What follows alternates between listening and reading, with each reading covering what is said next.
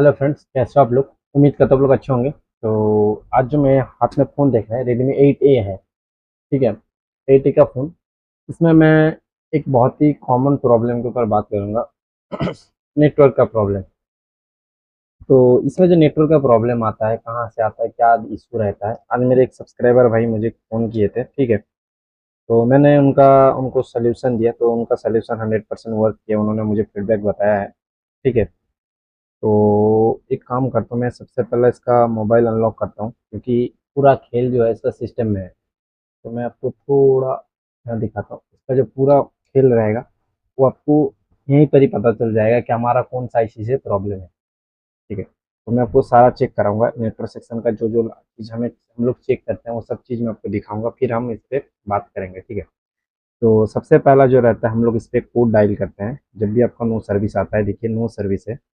ठीक है, इसमें ऑलरेडी सिम लगाया हुआ है, हम वो भी दिखा देते हैं आपको। सबसे पहले वीआई का सिम लगाया हुआ है, और इसमें जो प्रॉब्लम नो सर्विस का, इधर आप देख पा रहे होंगे, नो सर्विस का इशू है। ठीक है, तो सबसे पहला रहेगा, हम लोग इसमें कोड डालेंगे स्टार एच 4636###। अब देखिए, जैसे इसको डायल करेंगे, साथ ही साथ आए या कुछ टाइम के बाद आए, हमें एक टेस्टिंग मोड आ जाता है। ठीक है, टेस्टिंग मोड आने के बाद आपका सिम वन में अगर सिम रहेगा तो आप सिम वन का फ़ोन इन्फॉर्मेशन वन पे जाइएगा। जाने के बाद यहाँ आपको देखिए आपका सिम लगा हुआ है, और इधर आपको रेडियो ऑफ आ रहा है। ठीक है, और अगर इधर सिम टू में देखिए तो इसमें कुछ भी नहीं है, नंबर वगैरह, क्योंकि इसमें सिम लगा हुआ नहीं है।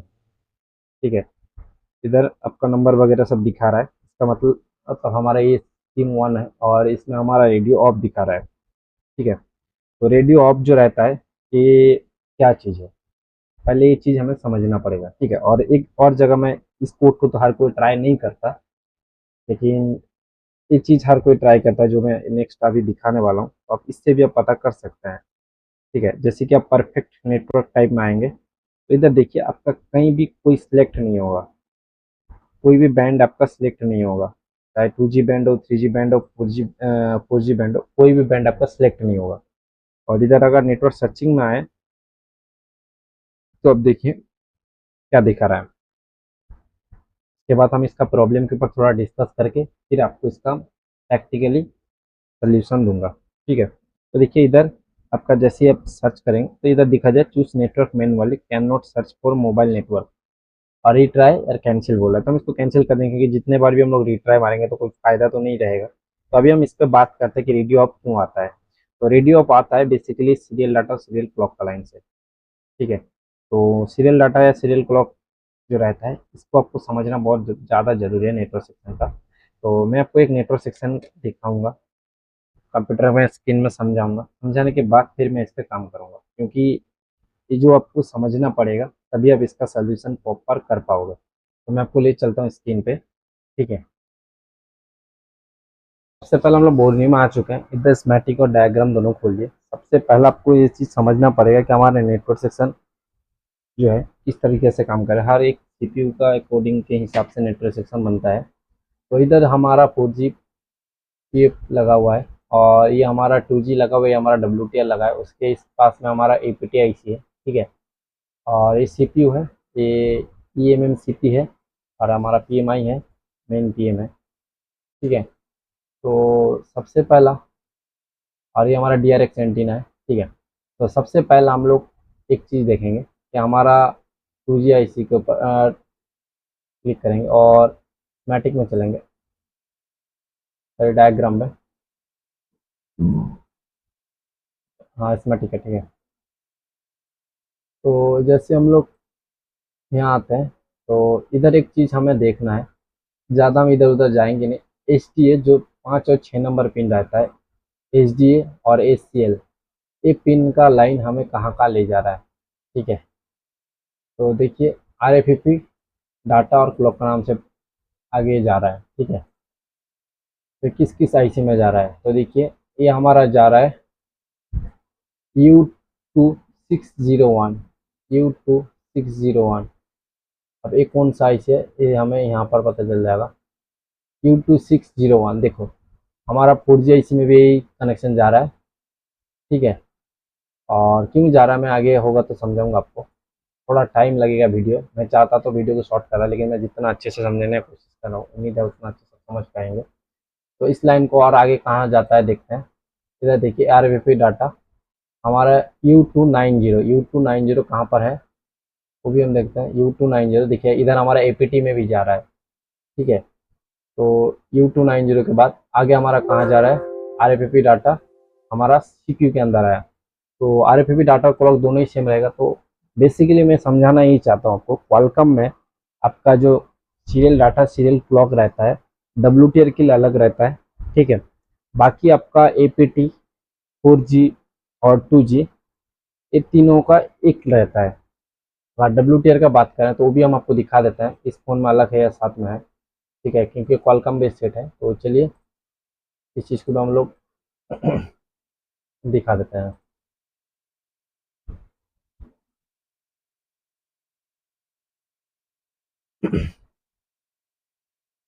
तो आरपीपी क्लॉक और डाटा अब देखते हैं। लेकिन एक चीज़ देखिए, RFP1 यहाँ है, वहाँ पर 2 था, ठीक है। इसलिए इस चीज़ में देखिए ये सीधा डायरेक्ट सीपीयू में जाता है। तो मैंने बताया है कि दोनों दो RFP लाइन होता है, RFP1 clock, RFP2 clock, RFP1 data, RFP2 data, ठीक है। तो 1 जो रहता है वो हमारा डायरेक्ट सीपीयू से WTR को कम्युनिकेशन करता है।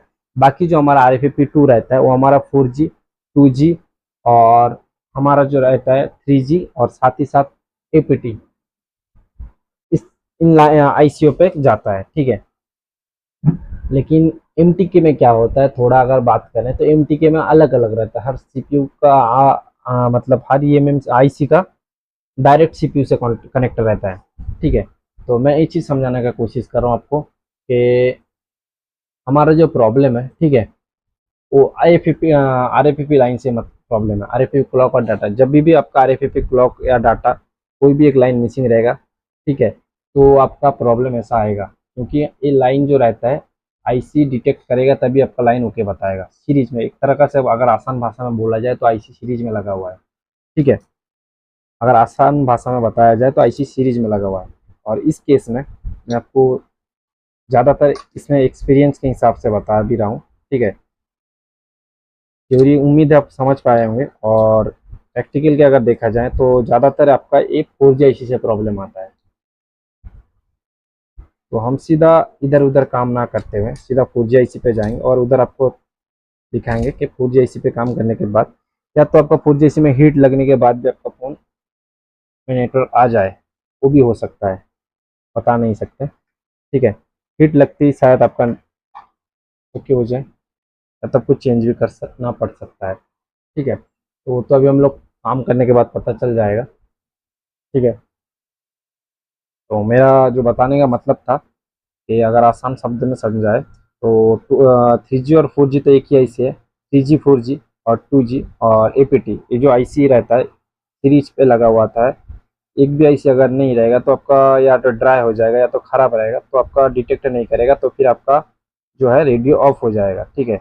बाकी अगर आपका WTR भी प्रॉब्लम रहेगा तो भी ऐसा हो सकता है, लेकिन WTR का चांसेस रेडमी 8 का सीरीज पे बहुत कम रहता है। इसलिए आपको WTR फर्स्ट करना नहीं है। आपका सबसे पहला फर्स्ट प्रायोरिटी रहेगा कि आप सीधा 4G आईसी के बिल को रिमूव करो, ठीक है, और 4G आईसी पे काम करो। ना बने तो फिर आप एक बार WTR चेंज करना, फिर ना बने तो आप APT पे काम करना। आपका या इन तीनों में से कोई ना कोई एक आईसी आपका ख़राब निकले, लेकिन सबसे ज़्यादा जो रहता है 99% प्रॉब्लम आपका 4G आईसी से रहता है। इसलिए आप 4G आईसी को डायरेक्ट करना काम। तो मैं यहाँ पर थोड़ा इसको हीट दूंगा, ज़्यादा नहीं, ठीक है। चाहूँ तो मैं चेंज भी कर सकता हूँ मैं, लेकिन आपको दिखाता हूँ कि हीट से ये आपका ओके हो जाता है, क्योंकि ड्राई सोल्ड काफ़ी टाइम हो जाता है। खराब तो बहुत कम ही होता है, ड्राई सोल्ड हो जाता है। तो ड्राई सोल्ड की वजह से ऐसा प्रॉब्लम आता है। तो मैं थोड़ा हीट दे दूंगा ताकि ये जो ड्राई सोल्ड है वो सही हो जाए, फिर हमारा इस फोन जो है उसमें नेटवर्क आता है कि नहीं हम लोग देखेंगे, ठीक है। तो देखो अभी हम लोग इसको ठंडा करके देखते हैं।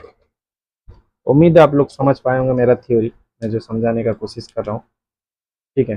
और अगर फिर भी कोई डाउट रहता है मैं समझा नहीं पाता हूँ, तो आप लोग मुझे व्हाट्सएप पे मैसेज कीजिएगा।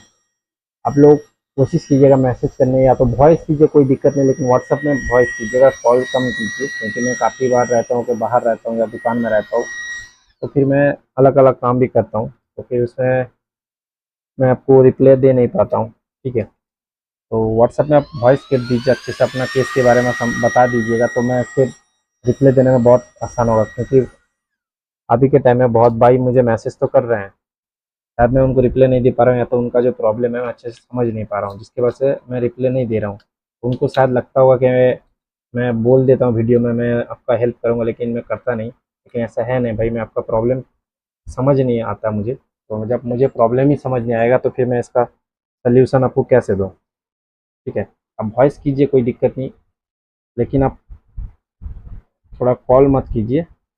कॉल अगर करना है तो मुझसे परमिशन लेके कॉल कीजिएगा। ठीक है, बाकी आप अ, अच्छा रहेगा कि आप वॉइस कीजिए व्हाट्सएप में। ठीक है, तो चलिए मैं फ़ोन को ऑन करके देखता हूँ फ़ोन ऑन हुआ है या नहीं। ये फ़ोन ऑन हो चुका है। ऑन होने के बाद अभी हम देखेंगे, सबसे पहला जो रहेगा वो हमारा इस फ़ोन में नेटवर्क आया है नहीं।